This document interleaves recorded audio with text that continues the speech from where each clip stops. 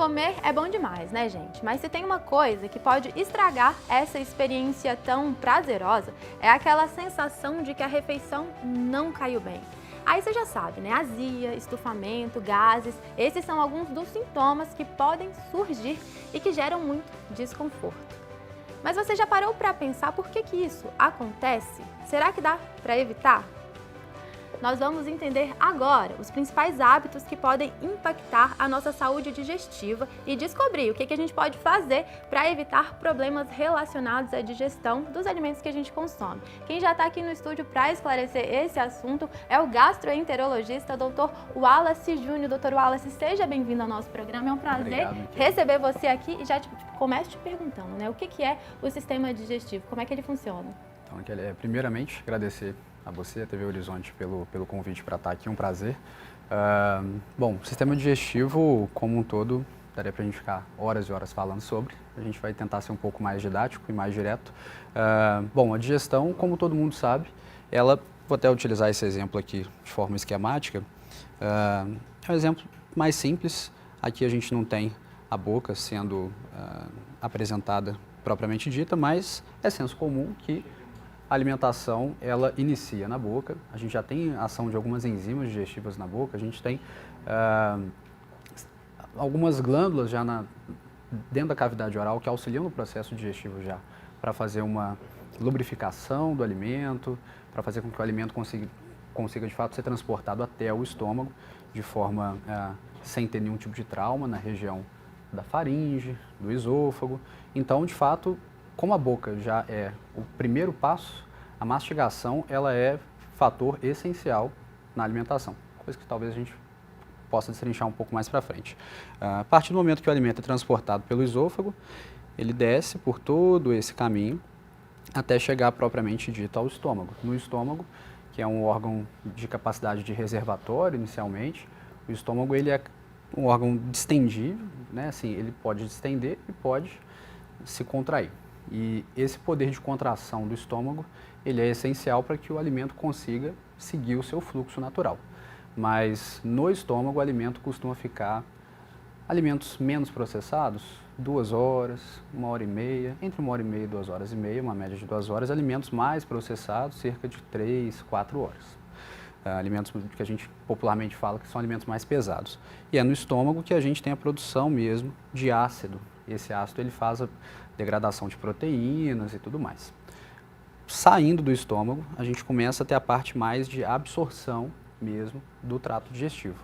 Essa absorção, ela de fato, ela inicia no comecinho do intestino, que é logo nessa porção após o estômago, ele desce por todo esse emaranhado, que é o intestino delgado, que a gente chama. É no intestino delgado que a gente começa, de fato, a ter a absorção de proteínas, de gorduras, de alguns aminoácidos importantes. Então, o nosso intestino delgado ele tem aí uma média de 6 metros de extensão em linha reta. Então, ele é extremamente importante. Existem alguns fatores, de fato, que podem levar o intestino delgado a não ter uma absorção, como o uso de medicamento, inflamação, álcool, tabagismo. A gente pode também comentar um pouco depois. O alimento passou por todo o intestino delgado e aí o bolo alimentar começa a se transformar em bolo fecal nesse intestino que é o intestino grosso, que é esse intestino, de fato, que é mais visível até na nossa imagem. No intestino grosso, o bolo fecal ele é formado, a gente tem maior absorção de água e alguns minerais aqui no intestino grosso, até, de fato, o bolo fecal ele ter seu caminho final pelo reto e aí todo mundo já sabe o próximo passo, mas grosseiramente, de forma mais didática, realmente, esse processo, esse é o processo como um todo. E aí tem alguns hábitos, né, que podem influenciar esse processo que vai gerar má digestão. Antes da gente começar a falar desses hábitos especificamente, Dr. Wallace, quais são os sintomas que vão indicar que uma refeição não caiu bem? Bom, acho que também é, de certa forma, um senso comum, né? Até na abertura do programa, você falou algumas coisas, como estufamento, azia, gases. O estômago é, em teoria, vamos dizer assim, aquela parte inicial que costuma dar mais sintoma quando você, eventualmente, come alguma coisa que ou está estragado, ou então que seu corpo não está acostumado a receber, é um alimento muito pesado. Então, um sinal que é muito clássico, que é a azia, queimação. A azia, queimação, ela é representada, ela é o sintoma clássico do que a gente chama de doença do refluxo, que é um problema muito comum, talvez dentro da gastroenterologia seja o problema mais comum que a gente encontra, né? Seja no consultório, num pronto-socorro, é comum o paciente no pronto-socorro com queixa de queimação, azia. E essa queimação azia, o refluxo acontece por conta de, eu vou usar um pouquinho o auxílio da imagem novamente, de um defeito nessa transição do esôfago para o estômago. Aqui a gente tem um esfíncter, que ele tem que abrir para o alimento passar e geralmente ele tem que ficar fechado, ele não tem um papel propriamente dito ficar aberto todo o tempo. Por N fatores, pode ser um fator anatômico, obesidade, estilo de alimentação que a pessoa está mais acostumada a fazer uso no seu dia a dia, esse esfíncter ele pode ter um estímulo tanto mecânico quanto neuroquímico de ficar mais aberto e facilitar com que o ácido do estômago ele retorne e dê a azia, a queimação, por isso que chama doença do refluxo ácido, né? Isso é um exemplo típico, né? Sobre estufamento, aí a gente tem N causas, mas esse estufamento ele pode ser causado também por alimentos que ficam muito tempo no estômago, alimentos muito processados. Então, assim, realmente, azia e queimação são os principais. O empachamento, o estufamento, talvez seja o segundo mais comum. Esses são os principais sintomas de fato. Pois é, infelizmente são muitos sintomas e eles são muito desconfortáveis, né? Sem dúvida. Agora, vamos começar a falar desses hábitos que a gente deve evitar, porque o nosso objetivo aqui é ajudar para que as pessoas melhorem esse processo. Você falou da mastigação lá no comecinho, né? Que Exatamente. a mastigação, ela é muito importante nesse processo. Daqui eu quero puxar 2 pontos. A mastigação e a velocidade que a gente come. Isso vai influenciar? Diretamente. Na nossa vida, né, hoje em dia todo mundo tem compromissos num lugar, em outro, correria, pessoas que trabalham em 2, 3 lugares diferentes, transporte público, transporte aplicativo. Então as pessoas às vezes não conseguem ter tempo para almoçar entre um deslocamento e outro, seja almoço, janta, café da manhã, as refeições principais. O ideal é que a gente tivesse um tempo maior, a gente conseguisse se dedicar ao prato que está na nossa frente, a refeição que está ali, esquecer celular, focar ali, porque a gente consegue focar no processo da alimentação propriamente dito, que, como você bem falou, ele inicia na mastigação, a mastigação é entrando um pouquinho nela.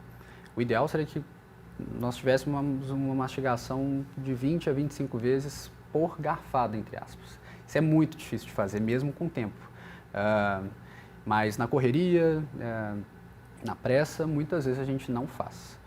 Almoçando e fazendo outra coisa, isso realmente prejudica, porque idealmente o alimento tem que chegar o mais triturado possível na região inferior para que tenha uma digestão mais lisa.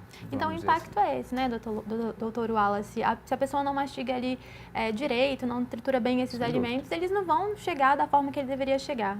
Exatamente. Pois é, e tem alguma orientação, assim, como que eu sei se eu estou mastigando da forma correta, se eu estou comendo rápido demais? Tem alguma dica? Tem. Existe um sintoma que ele é mais clássico de quem mastiga pouco, que é a sensação de entalamento. Essa sensação é comum. Não é nem de refluxo, de queimação, 30, 40 minutos depois de se alimentar. É durante a mastigação, quando o processo de deglutição ele se inicia, a pessoa às vezes sente, nossa, realmente estou tendo um aperto, e muitas vezes a pessoa costuma até tomar líquido junto para facilitar com que o bolo que está, entre aspas, preso, ele desça com mais facilidade. E é algo também que a gente pode conversar um pouco. Eu vou aproveitar que você falou do líquido, porque assim, nós sempre gostamos de incluir a participação do público aqui nas conversas que a gente tem no programa, né? Perfeito. E a gente publicou algumas enquetes lá no Instagram da TV Horizonte sobre esse assunto. Vamos já conferir uma delas. Beber água durante a refeição atrapalha o processo da digestão. Dr. Wallace, 57% das pessoas que votaram acredita que sim, que vai atrapalhar, e tem 43% ali que acredita que é mito, que não vai atrapalhar, Certo. né? Bom, 57% estão certas. Assim, de fato, o ideal era que nós não consumíssemos nenhum tipo de líquido juntamente com o alimento sólido, né? E aí tem algumas explicações. Como eu falei, né, o estômago ele é um órgão que ele se distende e ele se contrai, mas ele tem um limite de distensão. Então, quando nós, na hora de nos alimentarmos, além do conteúdo sólido, a gente excede um pouquinho nesse conteúdo líquido também, principalmente quando a gente está falando de gaseificados, como refrigerante, né, até mesmo água com gás, bebidas muito processadas, com muito conteúdo de carboidrato, né, açúcar, suco de caixinha, isso aumenta a distensão do estômago, isso pode aumentar o desconforto do paciente, aquela sensação de empachamento, de empazinamento é comum, né, a pessoa muitas vezes fala, não, eu comi metade do prato e já parece que eu comi um boi, isso é comum, né, é uma queixa muito comum até. Então, provocar essa hiperdistensibilidade do estômago não é bacana. O alimento fica mais tempo ali, pode propiciar refluxo, então isso sim causa um certo prejuízo na função normal. Só que, se a gente for colocar em nível de evidência médica, nós podemos dizer que até 100 ml, 150 ml de algum líquido, que de preferência seja um líquido claro, ele, em teoria, ele não teria tanto problema, mas 100 a 150 ml, e não de qualquer líquido. Mas a gente sabe que, no geral, as pessoas não respeitam muito isso, mas realmente, o ideal é manter apenas a alimentação com o alimento sólido e o líquido entrar só depois. São muitos fatores que podem afetar esse processo, né, Dr. Wallace? E tem mais alguns, a gente vai passar por eles aqui rapidinho. Tem um que a minha mãe costuma falar, imagino que o pessoal aí de casa já ouviu essa expressão, que é o olho maior que a barriga, é você comer demais. Isso vai influenciar também, né? Com certeza. Pela mesma explicação, de forma bem direta, do porquê não é o ideal a gente se alimentar sólido e líquido ao mesmo tempo, pela hiperdistensão. Quando a gente distende demais a câmara gástrica, vai chegar também muito alimento em todo o restante do trajeto. Então, no intestino delgado vai chegar um bolo alimentar mais pesado, de maior dificuldade, que vai exigir mais do sistema digestivo. O sistema digestivo da boca até a saída das fezes, tudo é comandado por receptores neuronais. Então, quando a gente tem uma distensão gástrica, por exemplo, só para efeito didático mesmo, o estômago manda uma mensagem para o cérebro que houve a distensão, o cérebro entende que o estômago está distendido, então o cérebro fala, estou satisfeito, não coma mais.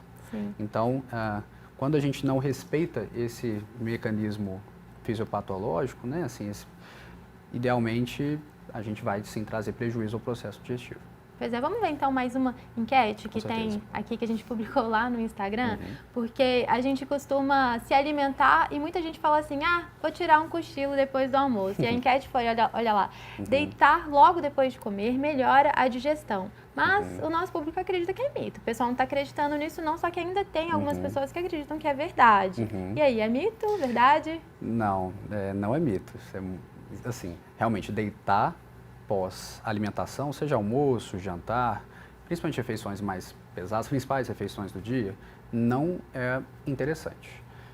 Por uma questão simples e gravitacional mesmo. Se a gente pensa no estômago, que seria a primeira, só para efeito também mesmo de exemplificação. O estômago, a gente tem que pensar nele como se fosse um balão. Então, se você tem um balão com líquido, com alimento, e você deita esse balão, a tendência é que o conteúdo dele retorne e não desça. Então, realmente, comeu, se alimentou principalmente almoço e janta, que são as principais refeições, as refeições mais volumosas, o ideal é que a gente não deite, para que a gravidade também ajude no processo digestivo, que também é importante. E aí, com isso, você evita refluxo, a gente evita aquela hiperdistensibilidade do estômago. O estômago ele tem que lutar contra a gravidade também quando a gente deita, né? Então, realmente, mito não é um mito. Realmente,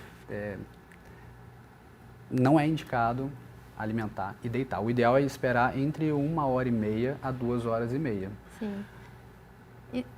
Quando não é possível, tentar ficar o máximo possível. Pois é, são diversos hábitos que a gente já tem ali no nosso dia a dia que a gente pode começar a reparar, né, que podem prejudicar. Mas vamos falar então de como melhorar esse processo, né, focar nessa parte. O que vai ajudar a gente a ter uma boa digestão? Bom, eu acho que alguns fatores dependem exclusivamente da gente, né, que é atenção à mastigação, realmente, ter calma para comer, mas essa questão de comer e deitar realmente não é interessante. Tentar respeitar o intervalo de 1h30, 2 horas seria o ideal. Mas eu acho que a gente tem que falar também bastante sobre a questão dos alimentos que a gente consome. Quando a gente consome alimentos ultraprocessados, alimentos congelados que a gente faz rápido no micro-ondas, alimentos que não são ricos em verduras, frutas, legumes, esses alimentos eles são alimentos que eles têm uma digestão mais difícil de fato, eles ficam mais tempo no nosso sistema digestivo, eles têm uma capacidade de, entre aspas, inflamar o nosso sistema digestivo, principalmente o intestino, pode mudar um pouquinho as bactérias que moram com a gente, que ajudam na nossa digestão, e isso a longo prazo traz alguns potenciais problemas. Pode mudar um pouquinho a população de bactérias que mora na gente, que são bactérias boas até, e essas bactérias podem ser mudadas de acordo com o tipo crônico de alimentação que a gente tem. Então, eu acho que a mastigação de fato é importante, o tipo alimentar, a gente tentar preferir alimentos que venham mais da terra e menos da embalagem, menos condimentos. Eu acho que se tiver alguma mensagem que seria importante para o público levar, seria isso, né? Tem uma ampla gama de coisas que a gente pode ficar 2 horas falando, mas infelizmente a gente não consegue ter esse tempo, mas eu acho que são esses dois os focos principais. Tá aí a importância daquela alimentação equilibrada, saudável que a gente sempre fala. Doutor Wallace, muito obrigada pela sua participação aqui hoje. Eu sei que a gente poderia ficar aqui por muito tempo, mas acho que já deu para a gente esclarecer uma boa parte aqui desse sistema digestivo e muito obrigada. Obrigado a vocês.